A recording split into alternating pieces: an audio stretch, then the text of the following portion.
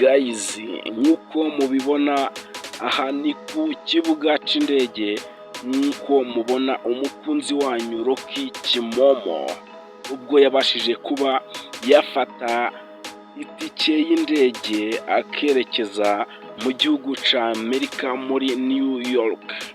Nk'uko byagenze rero ubwo imbuga nkoranyambaga ze zabashijwe kuba zafungwa cyangwa se bamufungira YouTube channel ye ifite abasubscribe miliyoni imwe n'abantu magana cyangwa se n'abantu 24.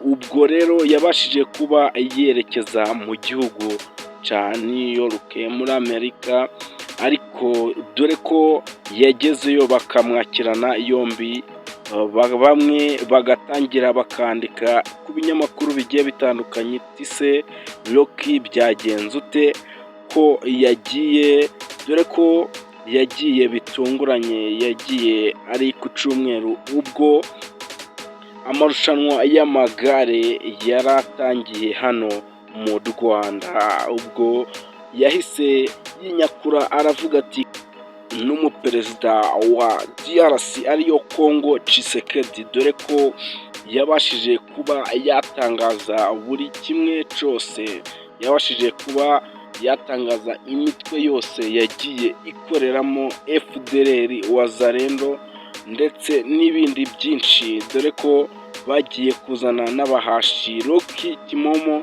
akabasha kuba yabisesengura. Ubwo rero nk'uko byagiye bivugwa, perezida wa Congo yabashije kuba yavuga ati ngomba gukora ibishoboka byose iyi channel ya Rocky ikabasha kuba yafungwa cyangwa se ikaba yanatsibwa kuri YouTube.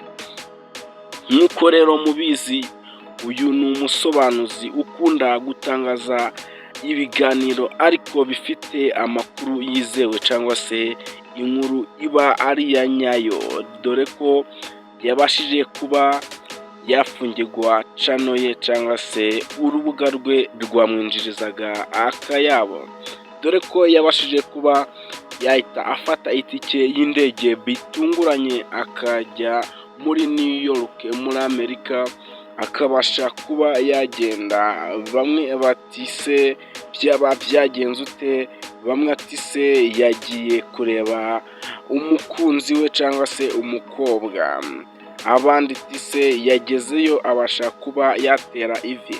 Ariko nk'uko Rocky Kimomo yabashije kuba yabyivugira, nk'uko agenda bivuga mu magambo ye, agenda avuga ati se ntagikwe, ati ntagikwe neze gukora.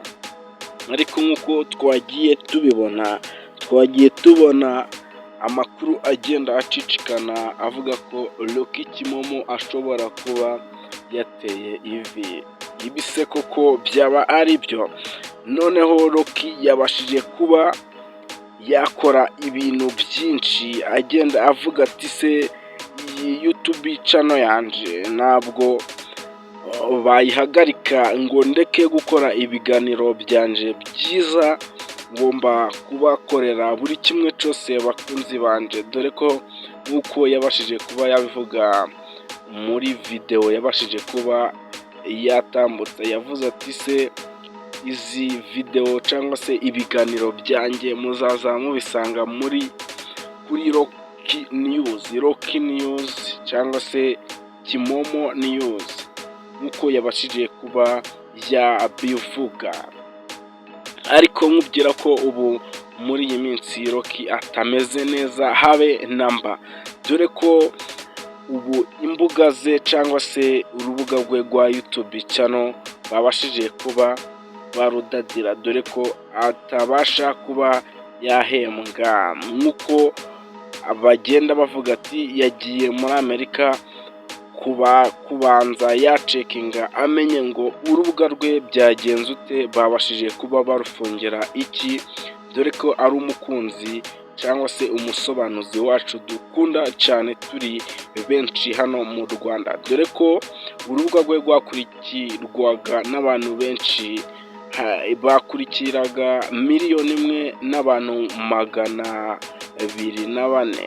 ubwo rero nk'uko Rocky yabashije kuba yabivuga avuga ati YouTube channel twarayubatse, ati turayizamura ikaba igeze aha, ati rero kuba twazamura n'indi ntabwo byatugora, nk'uko yagiye abivuga mu gahinda kenshi avuga ati n'ubundi ibintu ni ibishakwa, dore ko agenda avuga ati n'ubundi ntabwo nari nzi ko twagera aha. Ati rero nshuti bakunzi, mwakomeje kuba mwadufasha cyangwa se mwatwereka ko turi kumwe, kongera ugakora subscribe ntabwo ari ikibazo gikomeye. Rero nshuti twakomeje kubana muri iki kiganiro, mwibutsa ko nimba utarakora subscribe yikore kugira ngo ibindi biganiro byiza tuza tubagezaho bize bikugeraho ku gihe. Mwari kumwe na Benjamin, ndabashimiye, Imana ibarinde, ciao ciao.